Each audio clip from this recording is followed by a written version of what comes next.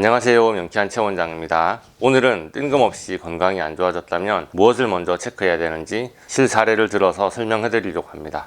치료를 받고 계시던 알러지 환자분이 한동안 뜸하시다가 오랜만에 오셨습니다. 심한 우울증, 폭식, 탄수화물 중독증, 체중 증가, 그리고 암에 대한 가족력으로 건강에 대한 염려가 있으셨던 분입니다. 그동안 바쁘다고 못 오시는 걸 보니 그래도 좀 괜찮으신가 보다 싶었어요. 그런데 예약 전화도 없이 뜬금없이 오시면 갑자기 무슨 일이 생긴 거죠. 그동안의 치료 상황을 살펴보겠습니다. BBF, 뇌와 신체의 경락의 흐름을 원활하게 해주는 치료고요. 에그믹스, 달걀 단백질, 칼슘 믹스 우유 알러지, 슈가 믹스, 설탕 알러지, 철분 믹스 육류 알러지, 비타민 B 알러지. 이 정도를 치료하니 우울증이 없어지고 항우울제를 끊게 되고 체력이 좋아져서 이제 다 나았으니 치료를 멈춰도 되겠다고 생각하셨다네요. 그런데 이 정도면 정말 기본 중에 기본 치료를 하다가 멈춘 것이죠. 치료를 멈추기에는 약간 성급한 것 같기는 한데 뚜렷한 차도가 있으셨다니 제가 할 말은 없습니다. 그러다가 갑자기 두드러기와 습진이 전신에 생겨서 스테로이드를 처방받고 일주일가량 복용했지만 전혀 차도가 없어서 깜짝 놀라 내원하신 겁니다. 두문불출하셨던 6개월간 무슨 일이 있었는지 탐문을 해봤습니다. 명쾌한 알러지 치료를 하시면서 어떻게 살아야 건강한 삶인지 고민하면서 엄청난 자극을 받으셨다고 하세요. 그래서 지난 6회 치료 동안 뇌와 호르몬의 분비를 안정화시키고 중독성을 줄여서 뇌의 흥분을 가라앉히는 치료가 진행 중이었습니다. 그래서 그런가 설탕 탐식, 탄수화물 중독, 폭식 경합성이 상당히 줄었다고 하셨어요. 우울감이 사라지면서 예전에는 설탕과 밀가루 음식으로 번복해서 끼니 때마다 폭식하셨다면 이제는 건강을 살펴야 되겠다 생각에 평소에는 거들떠보지도 않던 카카오 립스, 블루베리, 요거트를 혼합한 미백 주스와 샐러드를 3개월간 아침마다 드셨다고 하더라고요.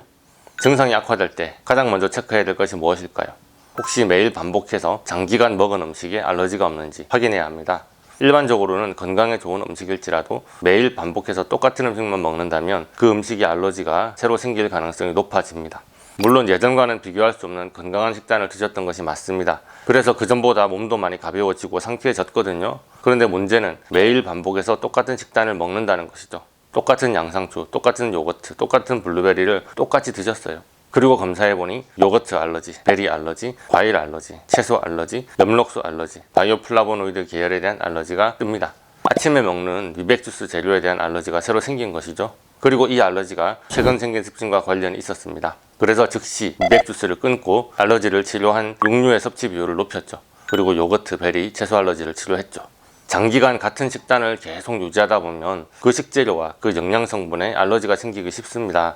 지연성 알러지라고 합니다. 왜 장기간 같은 음식을 먹으면 지연성 알러지가 생기나? 학계에서는 뚜렷한 연구 자료가 없습니다. 그냥 단순히 지연성 알러지가 있으니 먹지 말라 티칭하는 수준입니다. 왜 매일 만지는 물질과 매일 먹는 음식에 알러지가 생길까요? 뇌는 극심한 스트레스 상황에서 먹었던 음식, 만졌던 물질을 기억합니다. 그리고 극심한 스트레스 상황뿐 아니라 그때 먹었던 음식이나 접촉한 물질 또한 위험하다고 뇌에 기록하게 되죠. 그리고 다음에 비슷한 상황, 음식이나 물질을 접촉하면 신체에 경계 경보를 발령합니다. 매일 반복해서 똑같은 음식만 먹는다면 그 음식이 알러지가 새로 생길 가능성이 높아집니다. 이것이 알러지가 생기고 반응하는 경로입니다. 드라마 로봇이 아니야의 한 장면입니다. 부모님이 교통사고로 죽자마자 배신하는 부모님 친구를 보면서 사람에 대해 충격을 받았죠. 그때 사람 손과 접촉하니 사람 알러지가 생겼습니다. 정신적인 충격, 배신감과 사람 손을 주인공의 뇌가 섞어서 알러지로 기록한 것입니다. 일반적으로는 엄청난 신체적 고통, 정신적 충격을 받을 때 알러지가 생깁니다. 그러나 단순한 스트레스라도 매일매일 그 스트레스가 반복되고 누적된다면 뇌는 그 스트레스에도 경계 경보를 작동하게 됩니다.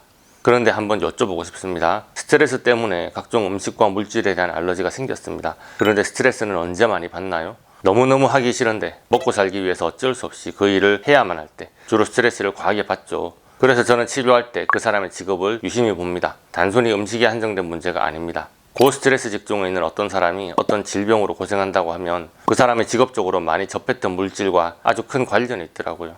실제 사례를 얘기해 볼게요. 어떤 분이 달걀과 닭에 대한 알러지가 너무 심했습니다. 그래서 에그믹스 알러지 치료하고 달걀과 닭을 하루만 먹거나 만지지 말라고 말씀드렸죠. 그랬더니 너무 화를 내시는 거예요. 내가 치킨집을 하는데 치킨을 만지지도 말고 먹지도 말라니 아무리 하루라고 해도 생계를 내려놓으라는 말인가요? 이분의 경우 닭고기 알러지가 왜 생겼을까요?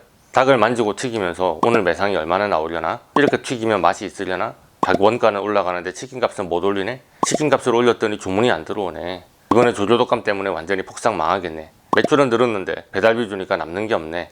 뭐 이렇게 받은 스트레스 하나하나가 뇌의 불쾌한 감정과 함께 닭고기와 함께 얽혀 있습니다. 그것이 이분의 병과 많은 연관이 있었습니다. 식당 주방장의 피부 비염과 암은 식당에서 많이 맡았던 가스 냄새, 음식을 조리하면서 나왔던 연기, 그 사람이 많이 만졌던 양념 등에 대한 알러지가 문제였습니다. 의료 직종에서 일하는 사람의 아토피는 그 사람이 언제나 만지던 옷감과 그 옷감의 먼지, 옷감을 염색하는 각종 화학 물질들이 문제였고요. 헤어 디자인의 주된 알러겐은 늘 시간에 쫓기면서 스텝실에서 급히 먹었던 배달음식의 MSG와 각종 첨가물과 관련이 있었습니다. 그리고 염색약과 파마약, 화장품과 향수 알러지도 절대 빼놓을 수 없었고요. 비양성 대장염이 심해서 장을 잘라낼 뻔했던 제빵사의 장질환은 빵을 만들려면 언제나 만질 수밖에 없었던 밀가루와 계란, 설탕과 베이킹 파우더가 문제였습니다. 비금속 디자인의 신경통, 우울증, 만성피로, 자살 충동은 매일 창작의 고통을 겪을 때마다 손에 쥐고 만지고 있었던 각종 금속에 대한 알러지 반응이었습니다.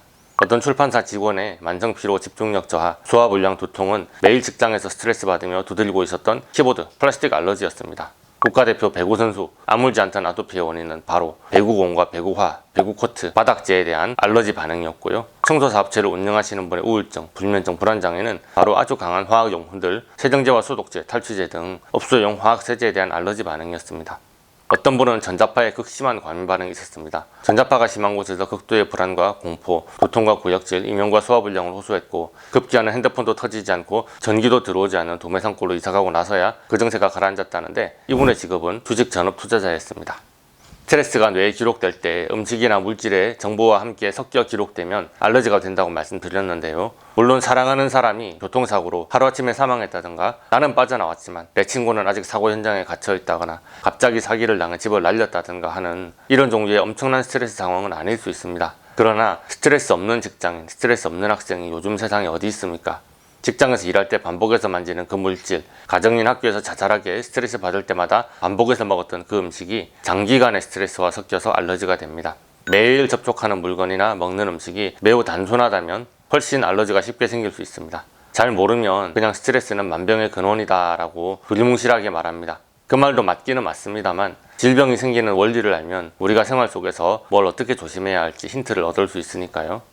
여기서 꼭 한마디 하고 싶은 말이 있습니다. 매일 반복해서 비슷한 음식을 드시는 분들이라 하면 일단 우리 간경화 간암 환자들이 기억납니다. 이것 말고 다른 건 드시지 마세요 하면서 레시피를 공개했는데 먹을 수 있는 식재료가 정말 너무 단순하니까요. 일단 명쾌한 알러지 치료를 하고 계신 간 환자분들께는 식이요법에 들어있는 식재료에 대한 알러지를 최우선으로 치료하고 있습니다. 그래서 알러지를 치료하고서 드시는 분들은 괜찮다고 말씀드립니다. 그런데 유튜브 영상만 보시는 분들이 문제죠. 간 기능이 30% 이하로 떨어져 있다면 제가 권한 그 식이요법을 해도 알러지가 당연히 있으실 것 같습니다. 그런데 알러지가 있음에도 불구하고 그렇게 드시는 것이 합병증을 줄이기 위한 최선의 식단입니다. 그래서 말씀을 드립니다. 간경화 간암 식이요법만으로 낫지 않습니다. 그저 간 상태가 악화되는 속도를 줄여주는 수준이라고요. 그래서 저는 알러지 치료를 권합니다. 그 외에 저탄고지 식이요법을 하시는 분들, 총 열량의 70%가량을 지방으로 드시다 보니 식단이 너무 단조로운데요. 지방은 정말 단순하게 말하자면 동물성 기름, 식물성 기름 두 가지입니다. 하루에 먹는 칼로리의 70%를 지방으로 채우자면 기름을 얼마나 종류를 바꿔가면서 다채롭게 먹을 수 있겠습니까?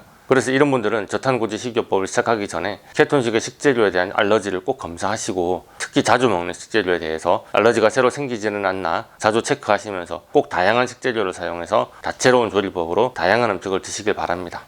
오늘의 영상이 도움이 되셨다면 좋아요, 구독, 알림 설정 부탁드리겠고요. 질문 있으시면 댓글 달아주시거나 네이버 톡톡으로 문의해 주십시오. 감사합니다.